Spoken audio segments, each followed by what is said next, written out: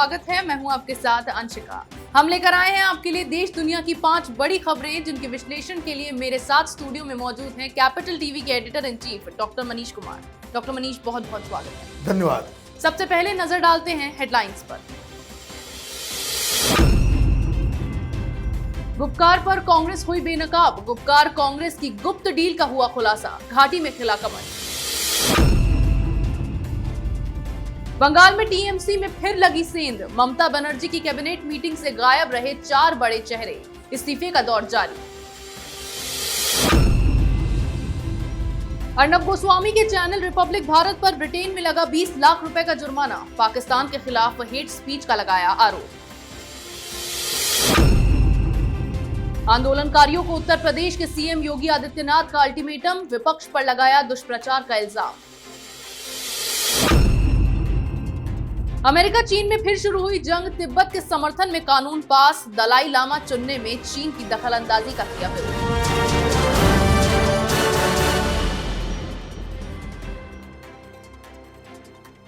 रुक करते हैं पहली खबर की ओर। जम्मू कश्मीर में फिर से विशेष राज्य का दर्जा बहाल किए जाने को लेकर बने गुपकार गठबंधन के साथ कांग्रेस की तालमेल की पोल खुल गई है। डीडीसी चुनाव से पहले केंद्रीय गृह मंत्री अमित शाह के आरोपों के बाद कांग्रेस ने गुपकार के साथ रिश्ता तो खत्म कर लिया था, लेकिन उसके साथ अपने संबंध खत्म नहीं किए थे। कांग्रेस ने डीडीसी चुनाव में भाजपा को हराने के लिए गुपकार गठबंधन के साथ एक गुप्त डील की थी। चुनाव परिणाम आने के साथ अब इस गुप्त डील का खुलासा हो गया है, जिसके बाद कश्मीर पर कांग्रेस का असली चेहरा सामने आ गया है। डॉक्टर मनीष, कांग्रेस गुपकार पर बेनकाब हुई, क्या डील हुई थी दोनों के बीच? ये गुपकार गैंग और कांग्रेस पार्टी ये कभी अलग थे ही नहीं। जब से आर्टिकल 370 हटाया गया, जिस तरह के बयान, जिस तरह की बातें ये गुपकार में शामिल पॉलिटिकल पार्टीज ने जो बातें नहीं की, उससे भी ज्यादा शर्मनाक बातें कांग्रेस पार्टी ने की थी। आपको याद होगा किस तरह से लोकसभा में कांग्रेस पार्टी की तरफ से कहा गया कि आर्टिकल 370 तो आप हटा ही नहीं सकते, ये पूरा जो सरकार करना चाह रही है वो अनकॉन्स्टिट्यूशनल है, ये इलीगल है। आपको याद होगा कि किस तरह से अधीर रंजन चौधरी ने यह तक कह दिया था कि कश्मीर का मसला तो बायलैटरल मसला है, बिना पाकिस्तान से बातचीत किए हुए आप इस स्टेटस को कैसे बदल सकते हैं। और राहुल गांधी, बात चल रही थी भाई कौन बनेगा कांग्रेस का अगला अध्यक्ष। रात के 10 बजे उस CWC मीटिंग से वो अचानक से बाहर आकर के उन्होंने अफवाह फैला दी थी कि कश्मीर के अंदर से बहुत खराब खबरें आ रही हैं, कत्लो गारत होने वाला है वहां पे ह्यूमन राइट्स। तो ये सारे लोग तो एक ही थाली के चट्टे बट्टे हैं। और जब गुपकार गैंग की स्थापना की गई, चुनाव का ये लोग पहले जो पंचायत स्तर पर जो चुनाव हुए हैं उस पे गुपकार गैंग ने इसका बिल्कुल ही विरोध किया। ये चुनाव नहीं लड़े, लेकिन लोग पार्टिसिपेट किए। जब इनको लगा कि इनके हाथ से सत्ता चली जाएगी तो फिर इन लोगों ने ये गुपकार बना करके, तो जैसे ही बना था उस समय ही ये पर्दाफाश हो चुका था कि कांग्रेस पार्टी भी इस गुपकार गैंग में है। कांग्रेस से लोग पूछने लग गए कि आप ये बताइए कि भाई पाकिस्तान के साथ हैं, अलगाववादियों के साथ हैं, क्योंकि ये गुपकार वाले तो चीन से मदद मांग रहे थे कि भाई चीन की सेना अंदर आ जाए और आर्टिकल 370 को फिर से बहाली कर दे। कोई कह रहा था कि भाई हम झंडे नहीं उठाएंगे। तो ये जब एम्बैरेसमेंट होने लग गई कांग्रेस पार्टी को, तब इन्होंने पब्लिक स्टेटमेंट दिया कि भाई हमारा इनसे कुछ लेना देना नहीं है। लेकिन रिजल्ट आने के बाद ढाक के 3 पास 23 सीट मिली है टोटल। कांग्रेस पार्टी की यह स्थिति हो गई है। सबसे बड़ी पार्टी हुआ करती थी कभी, वहां पे रूल किया करती थी कांग्रेस पार्टी, टोटल 23 सीट मिली है। और अब जब चुनाव में ये हार गए तो इनके ही लीडर के मुंह से वो खुलासा हो गया कि हम लोग सीट शेयरिंग में भी हमारी एक अंडरस्टैंडिंग थी और अब गुपकार के साथ मिलके वो अलग अलग जगहों पे वो अपना गठबंधन तैयार करेंगे। तो कहने का मतलब ये है कि कांग्रेस पार्टी नेशनल इंटरेस्ट में अब काम नहीं कर रही है। पाकिस्तान का मसला हो, चीन का मसला हो, ये PFI का मसला हो, ISI के द्वारा हिंदुस्तान में चल रहे रैकेट का मसला हो, इन सब चीजों पे कांग्रेस पार्टी अब पाकिस्तान और चीन की भाषा बोल रही है। अब नजर डालते हैं अगली खबर पर। पश्चिम बंगाल में विधानसभा चुनाव से पहले टीएमसी बिखरती नजर आ रही है। ममता बनर्जी की पार्टी के नेताओं के बीच भाजपा में जाने की होड़ लगी हुई है। बंगाल में भाजपा की पकड़ जहां मजबूत हो रही है, वहीं तृणमूल कांग्रेस अब लड़खड़ाती नजर आ रही है। इस बीच पश्चिम बंगाल की मुख्यमंत्री ममता बनर्जी ने कैबिनेट की बैठक बुलाई, लेकिन पार्टी के 4 बड़े मंत्री इससे नदारद रहे। डॉक्टर मनीष, क्या फिर से टीएमसी अब बिखरती नजर आ रही है? देखिए, ये 4 जो मंत्री अचानक से नदारद रहे, ये अपने आप में खलबली मचाने वाली खबर है। वो इसलिए है क्योंकि यही स्टाइल में शुभेंदु अधिकारी ने भी पहले मंत्री के जो मीटिंग होती है मंत्रिमंडल की, उसमें वो नहीं जाने लगे। फिर उन्होंने मंत्री पद से इस्तीफा दे दिया। फिर उसके बाद उन्होंने अपना अलग रैली की। और तो और इन 4 में से जो बताया जा रहा है कि चारों के चारों नाराज हैं, लेकिन एक शख्स जिनके बारे में ऑलरेडी पब्लिक को पता है, उसके बारे में तृणमूल कांग्रेस ने यह कहा कि एक के बारे में नहीं मालूम है, बाकी 3 पता है कि उनको पर्सनल कारण से जो है वो नहीं आ रहे। चुनाव के समय इस तरह की इमरजेंसी मीटिंग और कोई मंत्री नहीं आता है। चारों तरफ ये होड़ माने ये लगी हुई है कि कौन आ रहा है, कौन नहीं आ रहा है, जो नहीं आया क्या वो बीजेपी में जा रहा है। इन सब सिचुएशन के अंदर किसी की तबीयत भी खराब होगी तो वो बाकायदा उस हिसाब से भी पहुंचेगा कि कहीं ममता बनर्जी को यह शक ना हो जाए कि वो पार्टी छोड़ सकता है। अगर वो नहीं आ रहा है, बीमार है या किसी वजह से नहीं आ रहा है, आज के ज़माने में हर आदमी के पास ट्विटर है, सोशल मीडिया है, मीडिया है, वो सामने आकर के ये कह सकता है कि इस वजह से मैं नहीं जाऊंगा, मैं ममता के साथ ही हूं। लेकिन इन चारों के चारों मंत्री जो हैं वो अचानक से पता नहीं कहां गायब हो गए। एक के बारे में बताया जा रहा है कि उसने तो पहले ही शुभेंदु अधिकारी के साथ की तरह अपना झंडा उसने जो है पोस्टर्स में लगने शुरू हो गए हैं। तो कहने का मतलब ये है कि इस तरह की खबर से एक बात तो बिल्कुल साफ है कि तृणमूल कांग्रेस के अंदर की स्थिति ठीक नहीं है और इसे ही दुरुस्त करने के लिए, इसके परसेप्शन को बदलने के लिए अब आप आने वाले दिनों में आप देखेंगे कि प्रशांत किशोर, जिसकी वजह से ये पूरा हड़कंप मचा हुआ है, वो दिल्ली आ रहा है और दिल्ली आकर के वो तमाम टेलीविजन चैनल और मीडिया वालों को मनाया कैसे जाता है आपको अच्छी तरह से पता है कि किस तरह से इनसे मीडिया वालों से डील होगी। अचानक से आप देखेंगे कि अलग अलग चैनल पे प्रशांत किशोर का इंटरव्यू हो रहा है। कई सारे प्रवक्ता, कई सारे पत्रकार, वरिष्ठ पत्रकार तृणमूल के फेवर में आकर के नेशनल टेलीविजन पे वो बोलना शुरू करेंगे कि ममता बनर्जी तो बिल्कुल जीत रही है, तृणमूल कांग्रेस में कोई मतभेद नहीं है। तो ये इस तरह का काम जो है आगे आने वाले दिनों में होगा। लेकिन ये सब हो रहा है, इसका मतलब साफ है कि ममता बनर्जी का घर जो है, तृणमूल कांग्रेस जो पार्टी संगठन जो है, वो अंदर हलचल मची हुई है। जी, बात करते हैं अगली खबर की। रिपब्लिक मीडिया नेटवर्क के चैनलों का यूनाइटेड किंगडम में प्रसारण करने वाली कंपनी पर ब्रिटिश ब्रॉडकास्टिंग नियामक ने 20,000 पाउंड यानी 20 लाख रुपए के करीब का जुर्माना लगाया है। अर्नब के चैनल पर पाकिस्तानी लोगों के खिलाफ आपत्तिजनक टिप्पणी करने का आरोप लगाया गया है। चैनल पर एक प्रोग्राम पूछता है भारत के दौरान हेट स्पीच के नियमों का उल्लंघन करने का मामला बनाया गया है। पाकिस्तान के लोगों के खिलाफ होने के कारण चैनल के ऊपर जुर्माना लगाया गया है। डॉक्टर मनीष, अब सोशल मीडिया पर लिबरल गैंग बड़ी खुशियां मना रही है अर्नब के चैनल पर इस तरह के आरोप लगने के बाद। देखिए, आज ये जो खबर आई है, ये दरअसल आपने तो बहुत ही क्लिष्ट हिंदी में आपने सारी जानकारी दी है। United kingdom communication regulator office of communication, वहाँ पे एक एजेंसी है जो टेलीविजन चैनल पे क्या क्या चलता है, कहाँ हेट स्पीच है, कहाँ अब्यूज़ है, कहाँ विजुअल जो है जो नहीं दिखाया जाना चाहिए वो दिखाया गया। तो ये इस तरह का वो कंट्रोल करने वाली एजेंसी है और कई सारे चैनल्स को जो है वो पनिश करते रहती है। शर्त यही है कि उनके पास कोई कंप्लेन आना चाहिए। अब जिस काम के लिए अर्नब गोस्वामी को पनिश किया गया है, तो यह सौभाग्य तो हिंदुस्तान के सारे चैनल को होना चाहिए। आप पाकिस्तान को कटघरे में खड़ा करें।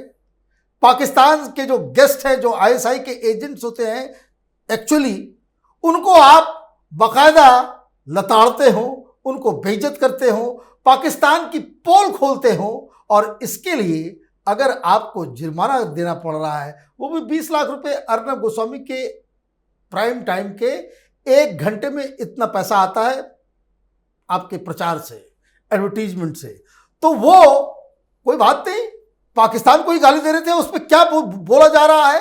मैं आपको बता दूं, जो लोग खुशियां मना रहे हैं, जो डुगडुगी बजा रहे हैं कि भाई पनिशमेंट लग गया, वो तो हाथ का मैल है। 20 लाख रुपया क्या है, कुछ नहीं है। लेकिन उससे आप अर्नब गोस्वामी ने इस बात को तो प्रूव कर दिया कि वो एक हार्डकोर नेशनलिस्ट है, वो हिंदुस्तानी है जो पाकिस्तान को ये पनिशमेंट के रूप में वो पैसे भी देगा और गालियां भी देगा, उसमें वो हिचकने वाला नहीं है। लेकिन जो लोग खुशियां मना रहे हैं उनको, उनसे कुछ सवाल जवाब करना जरूरी है। ये किस प्रोग्राम के लिए उसे पनिशमेंट दिया गया? ये पनिशमेंट दिया गया है 2019, आप समझ लीजिए, सितंबर 6, 2019 के पूछता है भारत के दौरान इन्होंने पाकिस्तान के गेस्ट को गालियां दी थी, पाकिस्तान को टेररिस्ट स्टेट बताया था। जो एग्जैक्ट लैंग्वेज जिसकी वजह से ये पनिशमेंट लगा है, अर्नब गोस्वामी ने कहा कि हम सॉफ्टवेयर बनाते हैं, हम इंजीनियर्स बनाते हैं, हम डॉक्टर्स बनाते हैं, लेकिन पाकिस्तान सिर्फ टेररिस्ट बनाता है। और ये बयान जो है बिल्कुल सही है, किसी भी हिंदुस्तानी को फक्र होगा, गर्व होगा। ये लेफ्ट लिबरल कबाल की तरह जो पाकिस्तानी आईएसआई के टुकड़ों पे पलने वाले ये लोग, इनके मुंह से तो निकलता नहीं। ये लोगों को खुशियां इस बार, ये दिक्कत इन बात में पाकिस्तान को गालियां दे रहा था इसलिए पनिशमेंट पड़ गया। अब देखिए किस तरह की जहनीत है इनकी, किस तरह की सिक माइंडसेट है इनकी कि पाकिस्तान को गालियां दे रहा था, उसे पनिशमेंट पड़ गया तो ये खुशियां मना रहे हैं। अब सवाल ये है कि वो कौन लोग थे जो इस रेगुलेटरी अथॉरिटी के पास जाकर अर्नब गोस्वामी का उन्होंने कंप्लेन किया। प्रोग्राम तो बहुत होता है, जब कोई पाकिस्तानी आता है तब अर्नब गोस्वामी उसे बेइज्जत करता है, करना भी चाहिए। अनर्गल बात वो करेगा, उसको क्या आप थाली में बिठा करके यहां पे उनसे डिस्कशन आप करेंगे? तो ये कंप्लेन हुआ।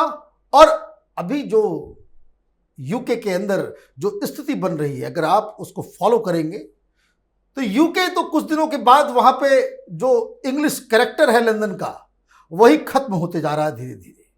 आप लंदन की गलियों में जाएंगे, आपको लगेगा कि आप कराची पहुंच गए, आप पाकिस्तान के किसी इलाके में पहुंच गए। बहुत सारा ऐसा इलाका है जहां पे लोगों के दम घुट रहे हैं। और ये जो पूरा जो इसको कह सकते हैं कि जो कट्टरपंथ इस्लाम का जो चरित्र लंदन के अंदर, लंदन के पूरे शहर को विषाक्त कर रहा है, ये लंदन वालों को सोचना चाहिए। लेकिन राजनीति है, राजनीति ऐसी है कि वहां का मेयर भी एक जो है मुस्लिम बन गया है, और ऊपर से इस तरह की चीजें कार्रवाई होती है तो वोट के लिए हर जगह चलता रहता है। वो कनाडा का राहुल गांधी देखिए किस तरीके से वो किसान आंदोलन के मसले में वो कुछ बोल बैठा। तो ये सारी चीजें हो रही है, लेकिन पनिशमेंट लगा है, कोई ऐसी बात नहीं है। लेकिन मैं आपको एक बात जानकारी दे दूं कि लंदन के अंदर, यूके के अंदर भी अर्नब गोस्वामी का चैनल हिंदुस्तान के सभी चैनलों से ज्यादा देखा जाता है। नंबर 1 चैनल है लंदन का वो। बात करते हैं किसान आंदोलन की। किसानों को दिल्ली की सीमा पर आंदोलन करते हुए लगभग 28 दिन हो चुके हैं। किसान संगठनों ने इस समस्या को और भी उलझा दिया है। इस बीच किसान दिवस पर यूपी के मुख्यमंत्री योगी आदित्यनाथ ने आंदोलन पर राजनीति करने के लिए विपक्षी पार्टियों को खरी खोटी सुनाई है। सीएम योगी ने किसानों की आशंकाएं दूर किए जाने के बावजूद विरोध प्रदर्शन करने को विपक्षी दलों के दुष्प्रचार का नतीजा बताया है। डॉक्टर मनीष, अब सीएम योगी ने सीधे तौर पर विपक्ष पर निशाना साधा और लताड़ लगाई है। देखिए, यूपी के अंदर कई जगहों पे जो इस कानून के समर्थन में जो लोग किसान हैं, उनकी रैलियां हो रही है। भारतीय जनता पार्टी देश के कोने कोने में जाकर के किसानों को समझा रही है, बातचीत कर रही है, गोष्ठी कर रही है।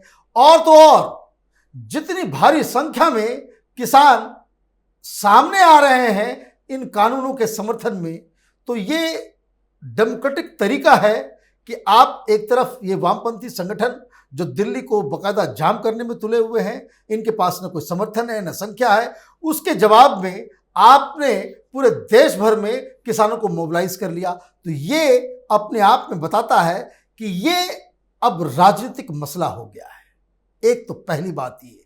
दूसरी बात ये कि योगी आदित्यनाथ लगातार खुद इस पूरे मोर्चे को यूपी के अंदर उन्होंने संभाल रखा है।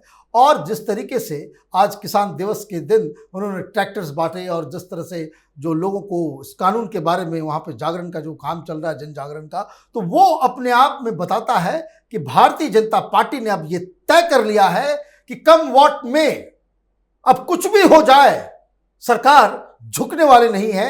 आपको जो समस्याएं हैं, जो 4-5 जो आपके जो पहले के डिमांड थे कि एमएसपी रहेगा, मंडी सिस्टम रहेगी और जो बाकी 2-3 चीज़ें जो इस पर आप ये कहना चाह रहे थे कि भाई हमको कोर्ट जाने की सहूलियत होनी चाहिए, तो उन सब चीज़ों को भारतीय जनता पार्टी लिख के देने को तैयार है। और अगर कोई संगठन, कोई लोग ये कहते हैं कि भाई कानून को हटा देना है, तो इसके लिए सरकार तैयार नहीं है। और जिस तरीके से ये बातचीत के रास्ते को ये जो आंदोलनकारी इन्होंने त्याग दिया है, वो इनकी मुसीबत का कारण बनने वाला है। 2 दिन के बाद यानी 25 तारीख को केंद्र सरकार की तरफ से देश भर के करोड़ों किसान को 11 करोड़ के आसपास अभी रजिस्टर्ड है, ये 10 करोड़ सम, तो वो 11 करोड़ के आसपास किसानों को 6,000 रुपये का जो मोदी सरकार वो एक किसान राशि देती है, वो भेजा जा रहा है। 6,000 रुपये किसानों के खाते में जाएंगे 2 घंटे के अंदर। और ये यहाँ पे किस मुंह से किसानों को लेकर के लोगों को मोबिलाइज करेंगे, सरकार के खिलाफ आंदोलन करेंगे, ये 2 दिन के बाद पता चलेगा। जी, रुक करते हैं अगली खबर की ओर। अमेरिका और चीन के बीच जंग छिड़ी हुई है। अमेरिका ने तिब्बत में दलाई लामा चुनने की प्रक्रिया में चीनी सरकार की दखलंदाजी का कड़ा विरोध किया है। इसके साथ ही तिब्बत में धार्मिक आजादी के समर्थन में अमेरिकी संसद ने एक नया कानून पारित किया है। इससे पहले भी हांगकांग की स्वायत्तता को कमजोर करने से संबंधित मामले में अमेरिका ने चीन के 14 वरिष्ठ अधिकारियों पर प्रतिबंध लगाया था, जिनमें एक तिब्बती भी शामिल था। अब नए कानून में साफ तौर से कहा गया है कि जब बौद्ध धर्म का पालन भारत, नेपाल, भूटान और मंगोलिया जैसे देशों में भी किया जाता है, तो फिर चीन की कम्युनिस्ट सरकार ही क्यों धार्मिक गुरु के चुनने की प्रक्रिया में टांग अड़ाती है। डॉक्टर मनीष, लंबे समय से अमेरिका ने चीन के खिलाफ मोर्चा खोला हुआ है। बार बार चीन को अमेरिका सबक सिखाता आया है, लेकिन फिर भी चीन अपनी चालाकियों से बाज नहीं आ रहा। और अब जो तिब्बत से संबंधित प्रस्ताव अमेरिका में पारित हुआ है, उसके बाद चीन फिर अपनी चालबाजियों में नाकाम हो गया। देखिए, चीन के ऊपर अभी बहुत सारी कार्रवाई होनी है। अमेरिका को इसमें लीड लेना है और वहाँ पे सरकार जो बाइडेन की रहे या फिर वहाँ पे ट्रम्प साहब रहते या कोई भी रहता, लेकिन अमेरिका के सामने वो हिस्टोरिक रोल है। भी वो हिस्टोरिक रोल ये है कि जिस तरीके से सेकेंड वर्ल्ड वॉर के बाद ये जो तमाम जापान, जर्मनी, इन सब लोगों को डेमोक्रेटिक रास्ते पर लाया गया, उनको बाकायदा नकेल कसा गया था इन सब देशों के ऊपर जिन लोगों ने डेमोक्रेटिक वैल्यूज़ को चैलेंज करने की कोशिश की थी। उसी तरीके से कोरोना की वजह से जो दुनिया को नुकसान पहुंचा है, इतने लाखों लोगों की जो जान गई है, कितने सारे परिवार बर्बाद हो गए, जिस तरह से इकोनॉमी का इसको कह सकते हैं कि बट्टा लग गया है, इन सब के लिए चीन जिम्मेदार है। और पूरी दुनिया में लोग ये मांग कर रहे हैं कि चीन को किस तरह से इसके लिए अकाउंटेबल ठहराया जाए। और ये काम तभी हो सकता है जब देश के, दुनिया के जो बड़े बड़े जो नेशंस हैं, खास करके अमेरिका, इसको लीड करे। हिंदुस्तान, जापान, ऑस्ट्रेलिया, यूएस, ये सब फ्रंटलाइन स्टेट्स हैं जो चीन के खिलाफ लगातार एक के बाद एक एक्शंस ले रहे हैं। और उसी परिप्रेक्ष्य में अगर आपकी जो खबर आई है उसे आप देखें तो ये सीधे तौर पे एक ऐसा मुद्दा है जिसे छेड़ते ही चीन में जो है बौखलाहट पैदा हो जाती है। वो इसे अपना एक इंटरनल मसला मानता है।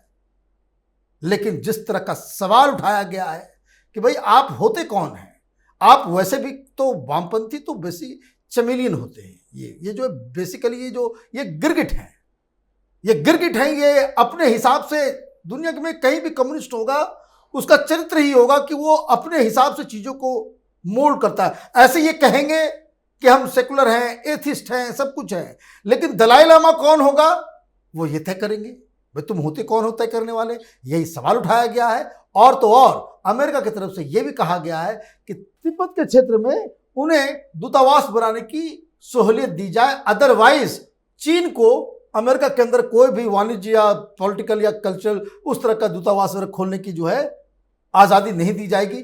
ये सब बहाने हैं।